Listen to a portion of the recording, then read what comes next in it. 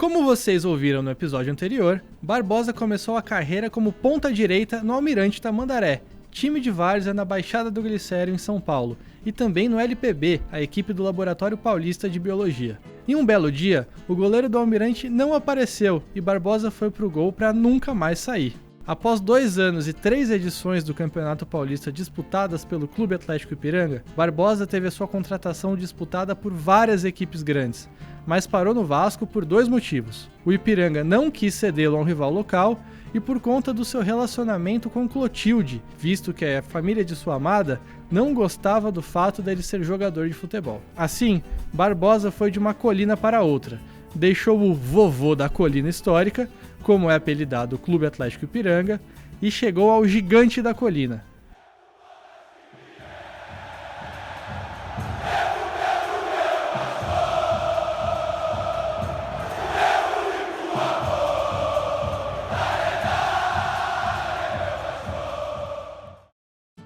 Meu nome é Gabriel Assis. E eu sou Gisele Sartini. E você está no podcast Barbosa, defendendo o legado.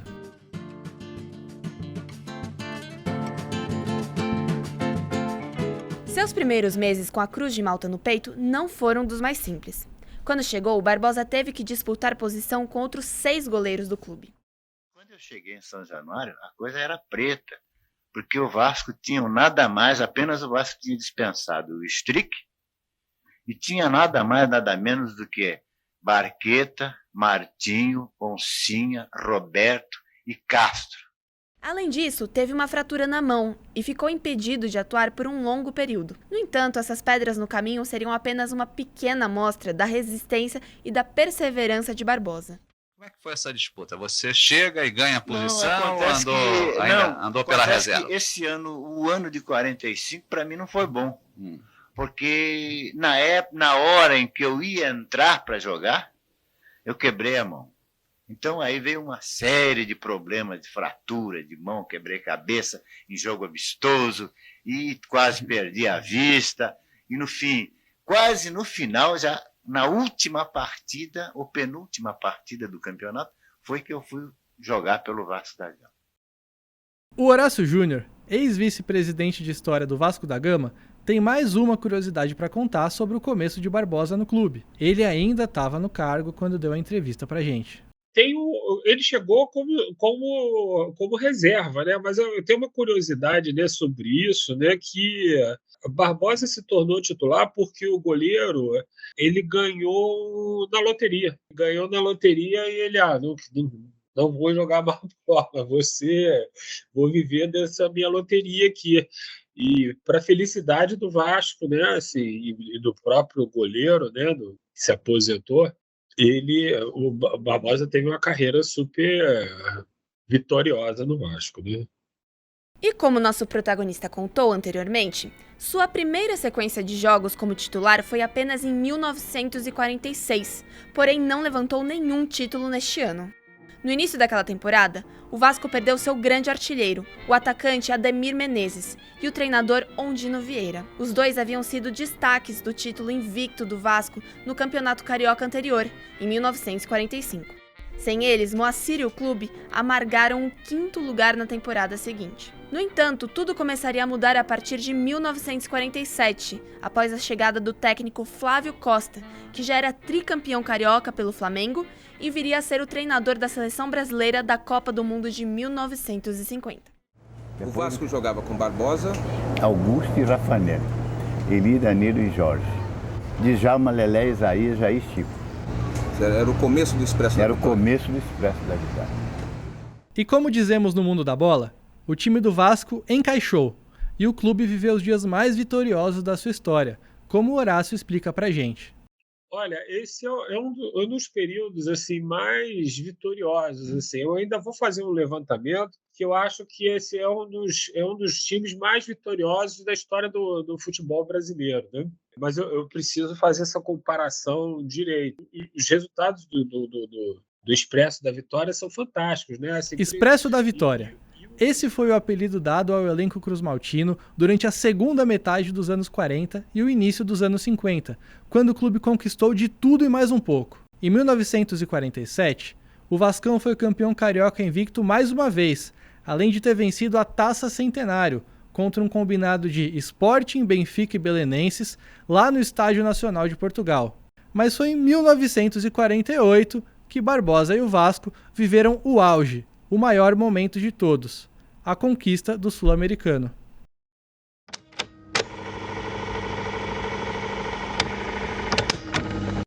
Qual o momento de maior satisfação em sua carreira? Perguntou o repórter Alberto Nascimento em entrevista publicada na Gazeta Esportiva em 2 de abril de 2000. Com certeza foi a conquista do Sul-Americano de 48 pelo Vasco.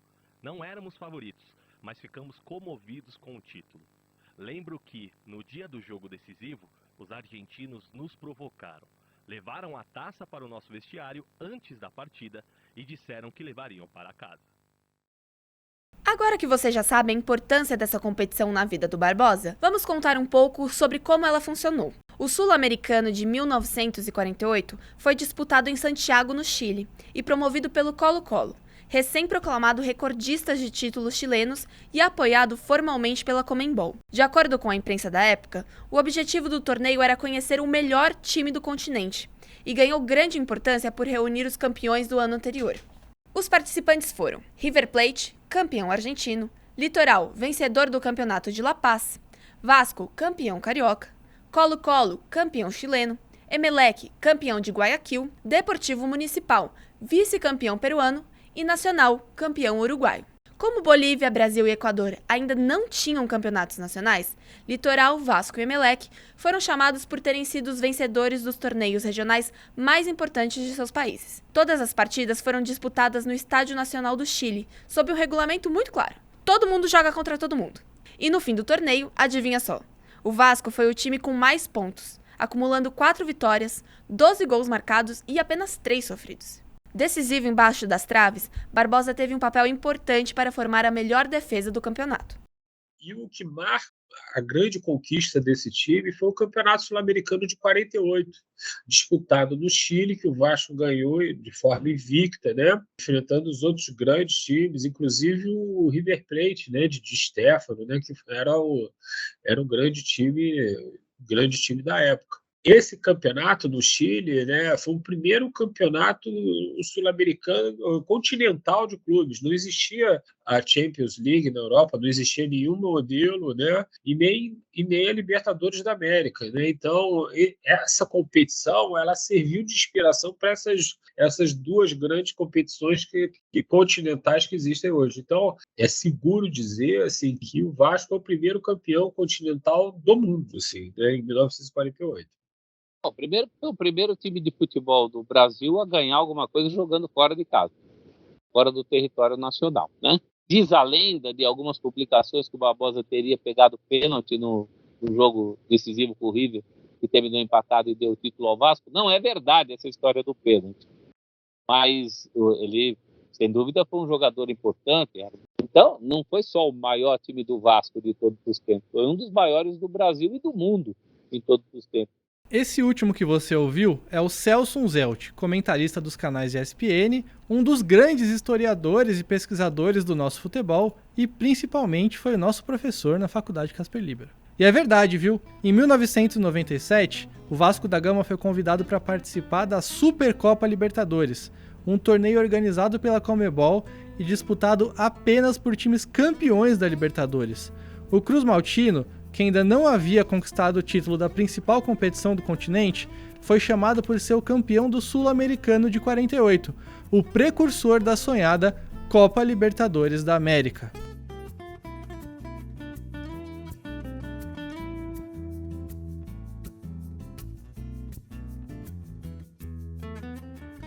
Após a conquista de 1948, Barbosa ainda conquistaria o Campeonato Carioca por mais 4 vezes, além de um torneio Rio-São Paulo.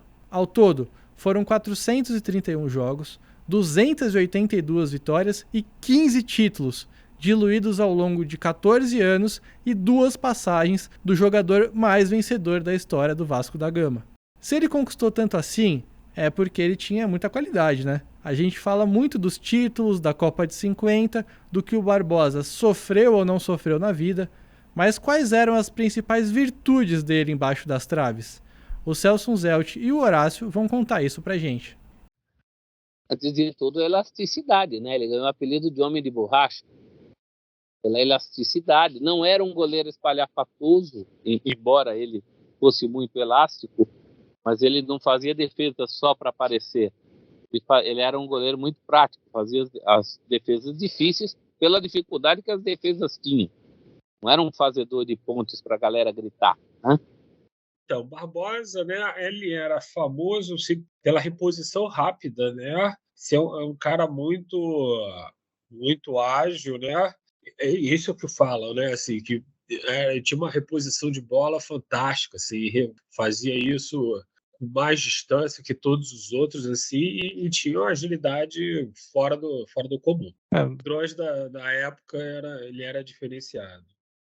E falando em apelidos, durante as nossas pesquisas, descobrimos uma foto muito interessante que foi publicada no jornal Última Hora, em 1957, que fez uma montagem de Barbosa com 6 braços abertos, e ainda o descreveu como o verdadeiro homem-polvo. Dá pra ter uma ideia de quão bom ele era, né? Agora voltando para quem entende do assunto. Então, acho que essa era a principal qualidade dele. Era um atleta no sentido de que, em um tempo em que nem todo mundo era atleta, jogadores muito boêmios, ele foi um atleta, um dos mais longevos da história do futebol brasileiro. 40 anos naquela época não era para qualquer um. Hoje a gente está acostumado. Chegou aos 40 anos numa época em que se jogava no máximo até um pouco mais de 30. Tudo bem que como goleiro também tinha uma longevidade maior, mas poucos goleiros, mesmo sendo goleiros, poucos goleiros chegaram a tanto. E diante de tantas passagens marcantes de Barbosa no Vasco, nós lançamos uma pergunta para os nossos especialistas. Afinal, ele é o maior goleiro da história do clube? Barbosa, sim, foi um grande ídolo do Vasco, o maior goleiro do Vasco, tinha jogado no Vasco de 45 até 55. Você vê que depois da Copa de 50, ele fica marcado na seleção, mas ele tem mais de 5 anos como goleiro absoluto do Vasco. É o maior goleiro. Olha que a gente teve grandes goleiros. A gente teve Nelson da Conceição, nós tivemos Acácio, Carlos Germano, mas Barbosa, com todo respeito a todos os outros que vergaram essa camisa assim, com um enorme carinho. Amo o Acácio, Carlos Germano, são ídolos, assim. Sempre me emociono quando encontro eles aqui em São Januário, mas Barbosa é o maior goleiro da história do Vasco. É importante a gente lembrar que a identificação do Barbosa com o Vasco não se deve apenas às conquistas. Quando falamos no Moacir, nós também lembramos de questões como o racismo e o estigma do goleiro negro. Em um período no qual a presença de negros no futebol ainda era recente, estar no Vasco da Gama certamente auxiliou na sua adaptação, como explica Celso Unzelt. O negro era o bom de bola, mas não se admitia muito mais do que isso. Então, nos clubes em geral, e você tem razão, no Vasco isso não era unanimidade, como não é em lugar nenhum.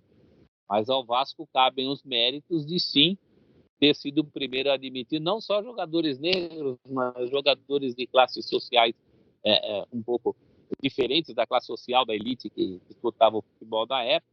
Jogadores analfabetos, o Vasco da Gama ensinou seus jogadores em 1923 a assinar os seus nomes na súmula. Então o Vasco tem sim esse papel. A história de combate ao racismo e ao preconceito social no Vasco da Gama começou décadas antes da chegada de Barbosa. Por isso, Teresa Borba relembra a resposta histórica. Uma carta escrita pelo então presidente cruzmaltino, José Augusto Prestes, em 7 de abril de 1924, há mais de 100 anos. Na ocasião, o clube havia sido convidado a se filiar à Associação Metropolitana de Esportes Atléticos e a participar dos torneios organizados pela entidade. No entanto, havia uma condição: abrir mão de 12 de seus atletas. A associação alegou que os jogadores em questão não se encaixavam na conduta esportiva requerida pelo campeonato e se queixou da ausência de um estádio para o Vasco. Curiosamente, os nomes renegados pela associação eram negros, analfabetos e operários. Ela pediu para tirar todos os seus jogadores negros, senão o Vasco não participaria do torneio que tinha, acho que era Botafogo, Fluminense, eu não me lembro qual outro time. Ele não iria participar. Daí o Vasco falou não, que não ia tirar seus negros, de jeito nenhum. E o Barbosa, a importância, como as coisas... Eu falei, é muito linda a história. O Barbosa morreu exatamente, eu tenho a resposta aqui, exatamente no dia da carta-resposta, que é o dia 7 de abril.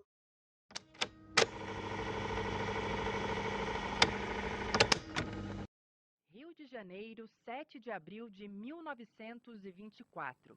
Ofício número 261. Excelentíssimo senhor Dr. Arnaldo Guinle, presidente da Associação Metropolitana de Esportes Atléticos. As resoluções divulgadas hoje pela imprensa, tomadas em reunião de ontem pelos altos poderes da associação a que Vossa Excelência tão dignamente preside, colocam o Clube de Regatas Vasco da Gama numa tal situação de inferioridade que absolutamente não pode ser justificada, nem pelas deficiências do nosso campo, nem pela simplicidade da nossa sede, nem pela condição modesta de grande número dos nossos associados. Quanto à condição de eliminarmos 12 dos nossos jogadores das nossas equipes, resolveu por unanimidade a diretoria do CR Vasco da Gama não a deve aceitar, por não se conformar com o processo, porque foi feita a investigação das posições sociais desses nossos consórcios, investigação levada a um tribunal onde não tiveram nem representação nem defesa. Estamos certos que Vossa Excelência será o primeiro a reconhecer que seria um ato pouco digno da nossa parte sacrificar ao desejo de fazer parte da AMEA alguns dos que lutaram para que tivéssemos, entre outras vitórias, a do Campeonato de Futebol da cidade do Rio de Janeiro de 1923. São esses 12 jogadores, jovens, quase todos brasileiros, no começo de sua carreira, e o ato público que os pode macular nunca será praticado com a solidariedade dos que dirigem a casa que os acolheu, nem sob o pavilhão que eles com tanta galhardia cobriram de glórias. Nestes termos, sentimos ter que comunicar a Vossa Excelência que desistimos de fazer parte da AMEA. Queira Vossa Excelência aceitar os protestos da maior consideração e estima de quem tem a honra de subscrever. De Vossa Excelência, obrigado. José Augusto Prestes, presidente. E com essas palavras, José Augusto desistiu de fazer parte da associação e defendeu seus atletas.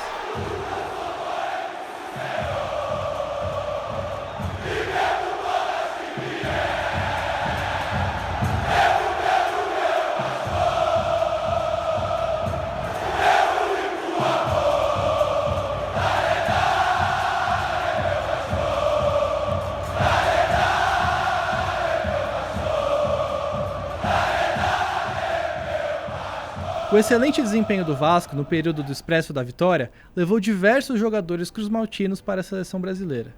Entre eles, Ademir, que já tinha voltado ao clube após uma breve passagem pelo Fluminense, Friaça, Augusto, Danilo e, claro, Barbosa foram convocados. Na Copa do Mundo que Moacir disputou, em 1950, o treinador era Flávio Costa, seu comandante no Vasco.